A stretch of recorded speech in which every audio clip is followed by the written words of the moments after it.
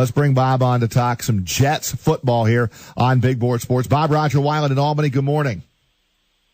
Good morning. How you guys doing? We're good, Bob. Appreciate a few minutes. And you haven't seen Ryan Fitzpatrick, have you, yet, in your travels? at least on the field? He's in a low profile.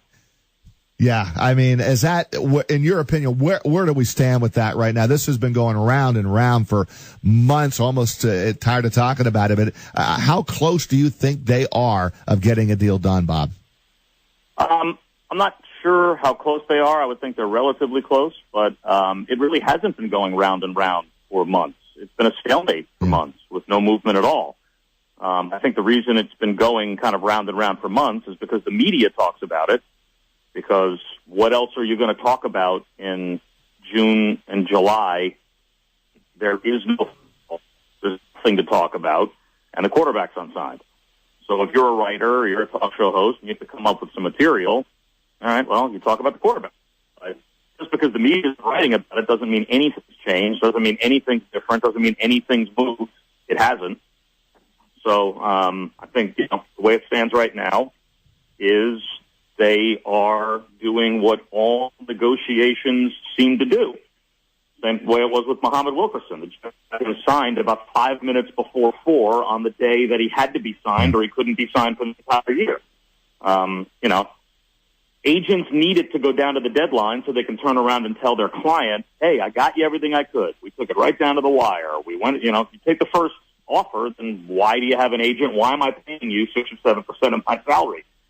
So to me, that's where it stands. I think this is probably agent-driven as much as it is anything else.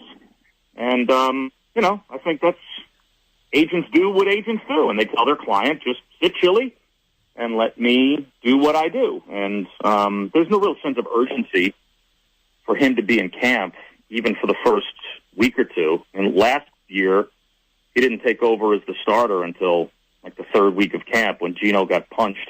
So I don't know why there'd be some artificial deadline tomorrow that the Jets are reporting to camp, so he has to sign it. I think it's, more media-driven conversation than anything else for the past several months. Bob, in your opinion, when opening day rolls around here, Ryan Fitzpatrick will be under center as the starter? Yeah.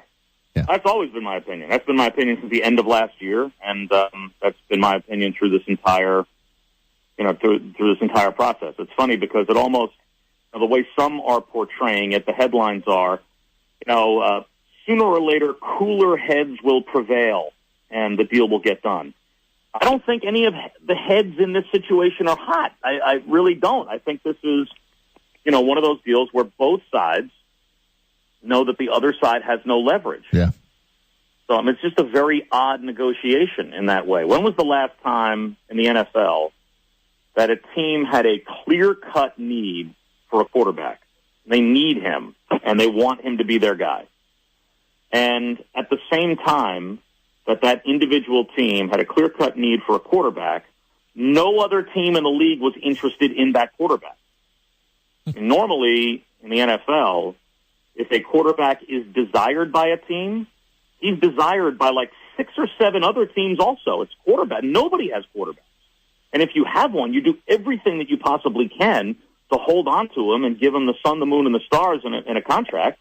Look what Andrew Luck just got. They want to make sure he never, ever, ever leaves that team.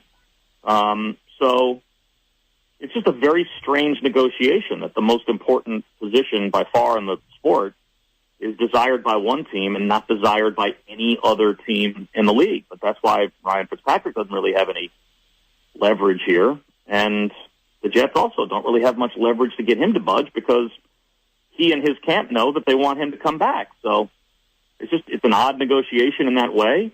But just because because he has nowhere else to go, I don't see how this doesn't end with him not signing with the Jets. Bob, the Jets have several other questions not named Ryan Fitzpatrick and Geno Smith as we head into camp. And one thing I want to know from you, do you think this is a year where the Jets can finally get some production out of the tight end position? Because, you look at Jeff Cumberland last year, he had 5 catches for the season. I think they need a tight end.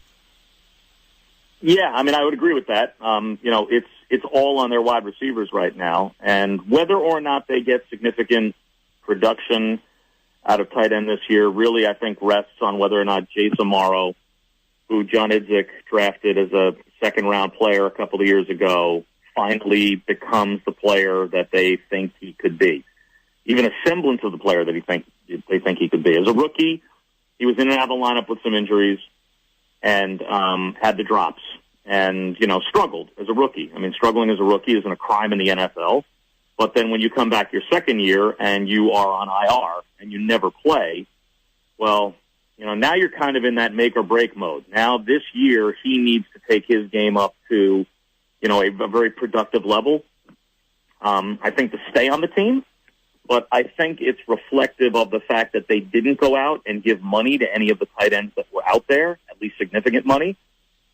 Shows that they must see in him enough to want to give it another shot this year. So he's going to get a chance to play, and he's going to get a chance to be a part of the offense.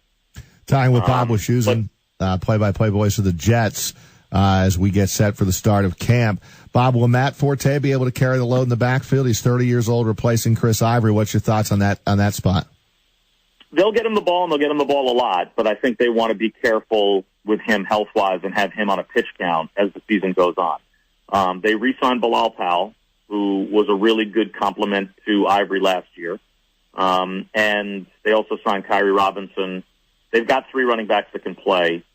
I think their idea for Forte would be to have him get 20 touches a game. But, he's not going to be out there like Adrian Peterson. They're going to rotate their running backs. The thing that Forte does that Ivory didn't do is, and does it as well, if not better than any running back in the NFL, is he catches the ball, and that's something that is a staple of a Changeli offense. They want their backs to be involved in the passing game. That's why Bilal Powell had such a big role last year, because Ivory couldn't catch. And so having Powell on the field gave them the pass-catching option. Now they've got 2 pass-catching options, so that gives them a lot of versatility. I wouldn't be surprised if you saw both of those guys out there in some formations together. You could see Forte line up as a wide receiver. You could see Bilal Powell line up as a wide receiver. They can go empty. They can have them both in the backfield. I think it gives them a lot of flexibility. But, yeah, they brought Forte in to make sure he was probably, at least primary option 1, if not, maybe Bilal Powell, instead of being option 2, is kind of option 1A, and they'll mix it up a little bit more between the two of them to kind of, I think, try to keep Forte healthy. But, yeah, Forte is going to be a huge part of what they do. Bob, defensively, team was second against the run last year. In general, what's your thoughts on this defense when you take into consideration the loss of Damon Harrison? Well, they brought in Steve McClendon from Pittsburgh, who I think will do at least a representative job, and I would expect Leonard Williams to take a step this year. So their defensive line is their strength. There's no question. Bob. So, I would – yep. No, go ahead. Oh, sorry, guys. I thought I heard you. So, yeah, I think that, I think they should be pretty stout defensively overall. Damon Harrison, as good a player as he was, got $10 million a year from the Giants to play 2 downs per series. He's a first and second down player. That's a lot of money to give a guy that you're bringing off the field on almost every third down. So that they have a first and second down player in McClendon that they think they're paying, in the neighborhood of less than a third of what Damon Harrison got from the Giants to play that spot. So, they should have a very good defense, and they drafted 2 linebackers in the first 3 rounds again to add a lot of speed to that front 7 as well. So, to me, if they have a playoff season, it's because Fitzpatrick comes back at quarterback and at least repeats what he did last year. Now, he threw a lot of interceptable balls last year that weren't picked off. So he needs to be better with the ball this year, because he's probably not going to get away with this year what he got away with last year. But I have a hard time believing if they miss the playoffs this year, it's going to have anything to do with their defense. Here I am trying to not interrupt the great Bob Wischuzen. But, Bob, I'm so eager to ask you about golf, because you were on the ESPN radio coverage for the Open Championship, and I was listening to you. I thought you were great on that. What was it like for you, as we get ready to see the PGA Tour or the PGA Championship kick off tomorrow? What was it like for you to be in Scotland and watch what transpired between Henrik Stenson and Phil Mickelson? Well, it was fun, and we got very lucky that both of those guys played as well as they did on Sunday. Because if one of them had stumbled, then the other would have won by 5 or 6 shots as well as both played. And then we would have had just, a 5-hour snooze of watching someone walk to a win. I was joking the other day that one of the most boring broadcasts I've ever been involved in was Martin Keimer at Pinehurst a few years ago, where you've just got this kind of personality-free guy who's winning by 7, and what do you have to talk about? Well, Stenson and Mickelson gave us everything that we possibly could have asked for to talk about on Sunday, and we got very lucky in that regard. And they're both interesting picks this week. Stenson was great. He putted extraordinarily well, and you know what he can do from a ball striking standpoint. And Mickelson's going back to a place where he's won a major before at Ball Patrol. So, and then you throw in McIlroy and Day and the way Dustin Johnson's playing. It could be a great weekend at Ball Patrol if some of those names perform the way they have been performing in majors. You have a pick, Bob? My pick is McIlroy. It kind of seems like he's knocking on the door. He played well in spurts at Troon. I think this golf course particularly feeds into the way he plays well. If you think about the guys that have won at Ball Patrol, particularly Nicklaus, could hit it a mile high and right to left in his era. McIlroy can hit it a mile high. The fact that Jason Day struggled the last couple of majors would, at least make me doubt him a bit. Dustin Johnson, it's hard to imagine he won't be at least in the top 10. He's in the top 10 in every major. But if McIlroy can putt, and it's going to be hot, and I don't think it's going to be real windy this weekend here. So, I live about 15 minutes away from the golf course. So, we're looking out the window right now at the kind of weather that seems to, play into Rory McIlroy's game very well. So if he gets off to a good start, I think he'll be there all the way through, and I think he'll have a chance to win on Sunday.